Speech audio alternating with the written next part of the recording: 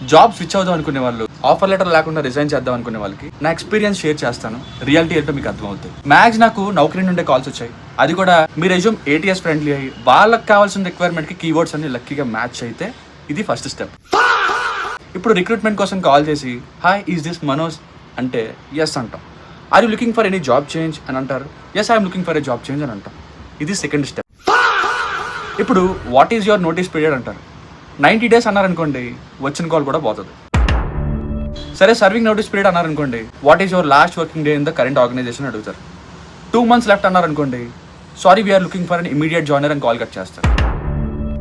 సరే 1 month left అన్నారనుకోండి, last working day proof share చేయగలరా అంటారు. సరే అంటాం, షేర్ చేస్తాం.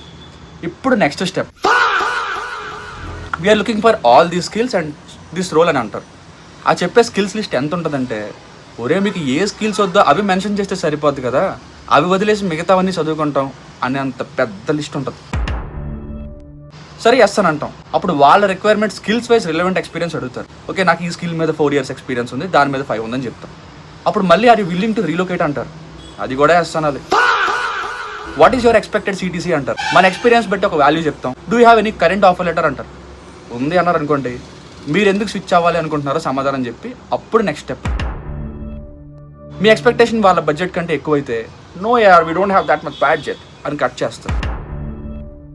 ఒకవేళ ఆఫర్ లెటర్లో వాళ్ళ బడ్జెట్ కంటే తక్కువ ఉంటే మీరు ఎంత చెప్పినా వచ్చే రొటీన్ డైలాగ్ సారీ యార్ we don't have that much budget, is this negotiable అంటారు. కూరగాయల బేరం లాగా.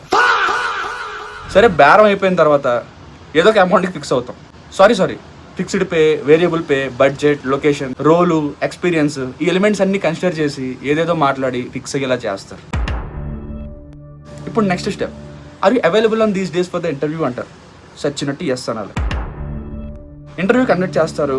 ఊపు వస్తూ ఉంటుంది. ఒక్కో రౌండ్ క్లియర్ అవుతుంటే ఫైనల్ రౌండ్ అవుద్ది, డాక్యుమెంట్ వెరిఫికేషన్ కూడా అవుద్ది, HR అవుద్ది. ఇప్పుడు అసలు కదా, అసలైన నిజం ఏంటంటే ఈ ఎండింగ్ స్టేజ్ వరకు మీరు వచ్చాక మీ నోటీస్ పీరియడ్ ఇంకా మిగిలి ఉందనుకోండి, ఈ ఇంటర్వ్యూ ప్రాసెస్లో వాళ్ళకి మీకంటే తక్కువ నోటీస్ పీరియడ్తో కానీ తక్కువ శాలరీ ఎక్స్పెక్టేషన్స్తో కానీ ఉన్న వాళ్ళు క్వాలిఫై అయితే అన్ని రౌండ్స్ మనకి క్లియర్ అయినా సరే వాళ్ళనే వాళ్ళు సెలెక్ట్ చేసుకుంటారు. ఆఫర్ లెటర్ ఇవ్వడం మానేసి, ఫోన్లు ఎత్తడం మానేసి your position was kept on hold అంటారు. సింపుల్. నాకు ఏ కంపెనీస్ ఏం చేసాయో కూడా క్లియర్గా ఒక వీడియో చేస్తా విత్ ప్రూఫ్స్తో. ఈ 3 months నోటీస్ పీరియడ్ అన్ని రౌండ్స్ కలిపి దాదాపు ఈజీగా నేను ఒక 50 ఇంటర్వ్యూస్ ఇచ్చి ఉంటా. రియాలిటీ బయటపెడతా. ప్రాక్సీలు, ఫేక్లు ఇవేమి కూడా నేను యూజ్ చేయలేదు. జెన్యూన్గానే ట్రై చేశా. ఫైనల్గా మన చేతికి ఆఫర్ లెటర్ వచ్చే వరకు మనకి జాబ్ వచ్చినట్టు కాదు. స్కిల్ ఒకటే ఉంటే సరిపోదు, లక్ కూడా ఉండాలి. సక్సెస్ఫుల్గా కాల్ మీకు నౌకరీ నుండి వస్తే ఆ వచ్చే కాల్స్లో 30 to 40% C2H కాంట్రాక్ట్ టు హైర్కే పోతాయి.